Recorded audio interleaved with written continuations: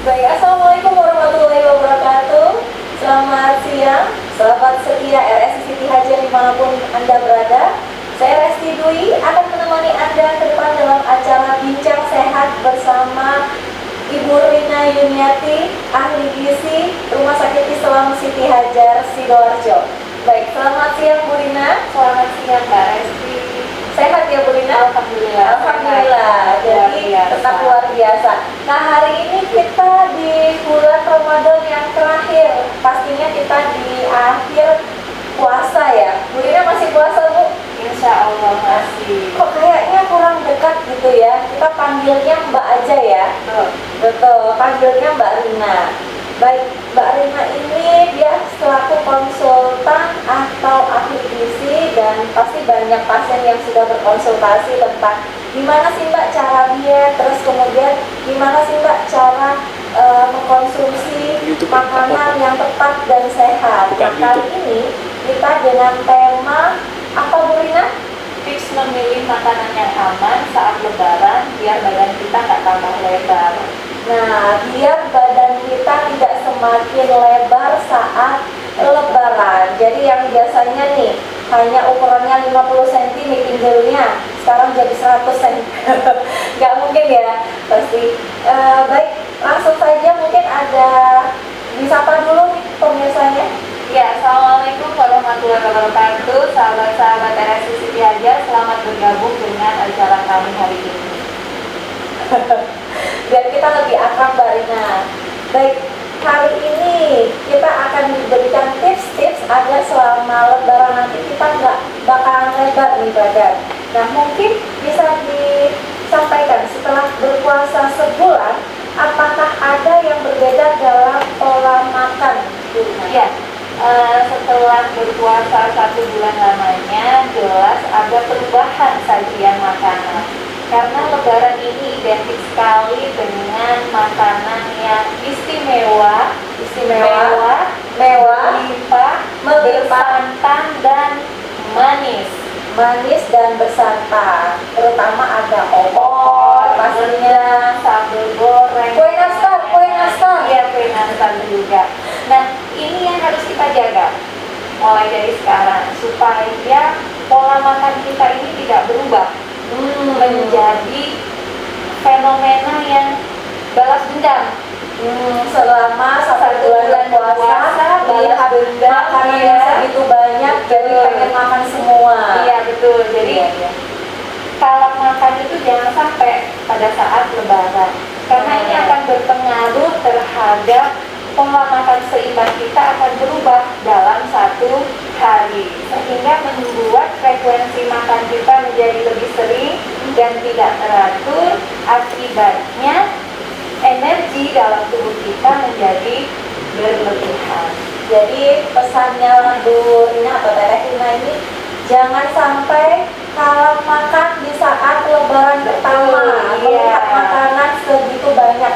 Ini ada nih cerita teman saya namanya si Krisna itu, dia makan di awal lebaran, infonya makanan semua dimakan. Ya, baik, untuk yang manis-manis kita juga harus batasi. Yang bersantan juga harus dibatasi ya Mbak Rina ya. Jadi untuk setelah apa bisa dicontohkan pola makan yang baik?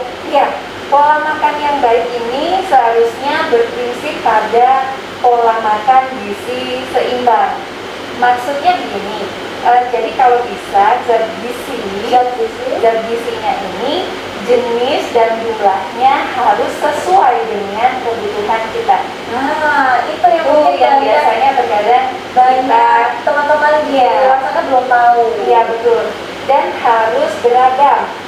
Nah, beragamnya dari apa? Mulai dari karbohidrat, protein, lemak, vitamin dan mineralnya.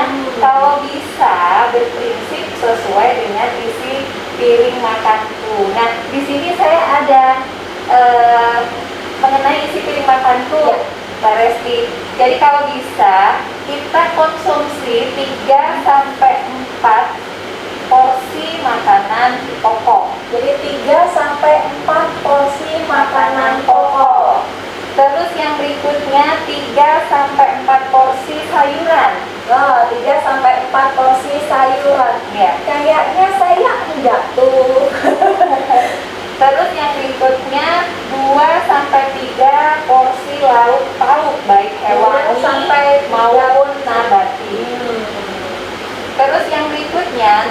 sampai 3 porsi buah-buahan. Nah, ini yang seharusnya kita konsumsi dalam 1 kali makan.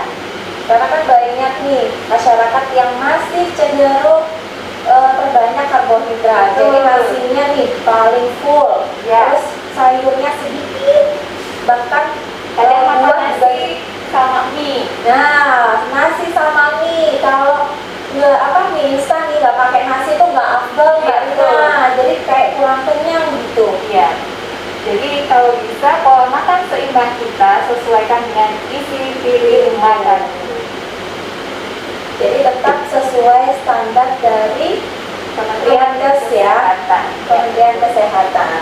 Baik, setelah kita diberikan contoh sama Mbak Rina nih, dan mengapa sih kita perlu menjaga pola makanan saat Lebaran? Nah, ini yang sangat menarik Mbak Resti. Kenapa kok kita harus menjaga pola makan tersebut? Karena kalau kita tidak menjaga pola makan seimbang tersebut, itu erat kaitannya berhubungan dengan peningkatan berat badan dalam tubuh kita. Kenapa kok bisa berhubungan? Jelas berhubungan, karena akan berdampak pada kelebihan energi, terutama karbohidrat dan lemak. Jadi bakalan ada kelebihan energi dan kelebihan lemak ya. Karbohidrat dan lemak dalam tubuh kita, sehingga itu bisa memicu terjadinya peningkatan berat badan, sehingga keseimbangan dalam tubuh kita ini menjadi positif. Dalam artian maksudnya begini, asupannya yang masuk berlebihan, Ya. otomatis jadinya Obesitas.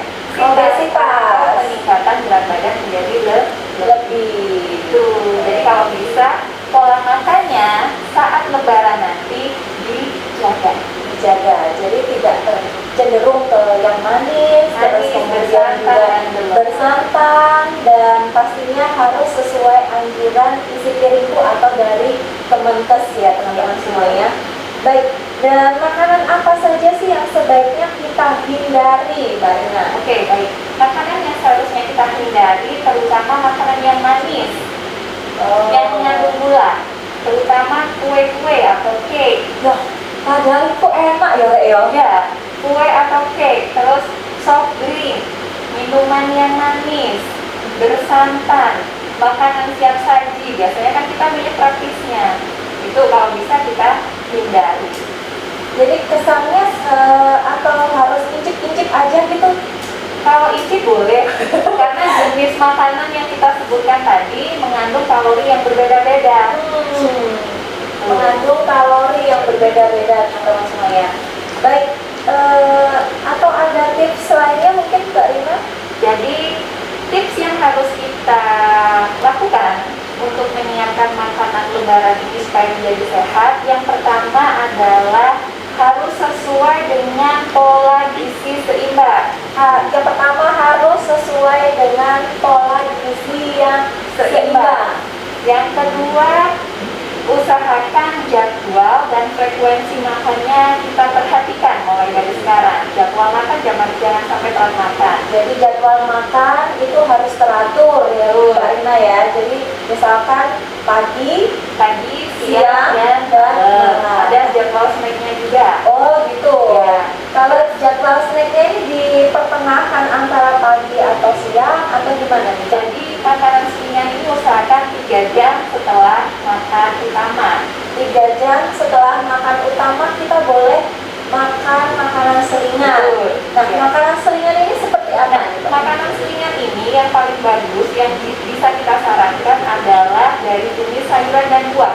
Sayuran dan buah. Misalnya asinan buah, Asinan buah boleh nih. asinan sayur, sayur juga boleh. buah potong, Oh, terus jadi salad buah, salad buah tetap atau boleh. salad sayur dengan menggunakan yogurt. Salad sayur dengan menggunakan yogurt teman-teman. Terus yang berikutnya tipsnya adalah jika ada beberapa jenis makanan dalam jumlah yang banyak, Ya. usahakan pilih porsi yang kecil atau potongan yang kecil. Baik. Jangan pilih yang besar. Jangan lupa pilih potongan yang paling kecil. Kalau saya suka yang paling besar. Terus yang berikutnya, usahakan kalau banyak makanan bersantan, pilih satu saja jenis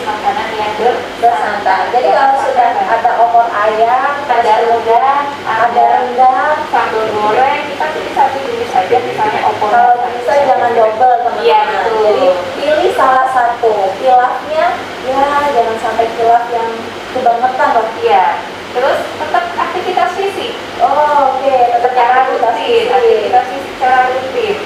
Terus yang berikutnya minum air putih yang banyak. Ini biasanya yang kadang sahabat muda sering lupa Sering minum lupa. air putih. Jadi minum air putih yang banyak minimal 8 hari. 8 hari, 18 dalam satu hari ya. Betul. Mohon maaf, jadi bukan 8 hari, 18 dalam satu